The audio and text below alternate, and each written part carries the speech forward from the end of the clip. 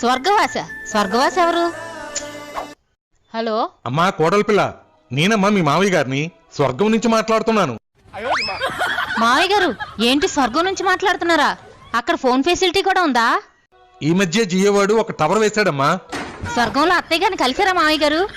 అత్తకు మించిన అందగత్తెలు ఉన్నారమ్మా. ఇప్పుడు అత్త ఎందుకమ్మా?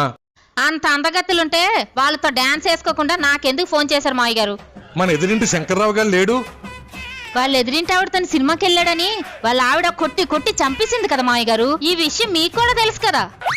వాడు నా దగ్గర ₹1,00,000 అప్పుగా తీసుకున్నాడమ్మా. డబ్బులైతే ఇచ్చేసాలే, కానీ వాడు రాసిచ్చిన ప్రామిసరీ నోటు నేనివ్వడం మర్చిపోయాను. అది కావాలని ఇక్కడ నన్ను తినేస్తున్నాడమ్మా. అమ్మా పరుపు కింద ఉందేమో చూడమ్మా. ఉంది మావయ్య గారు.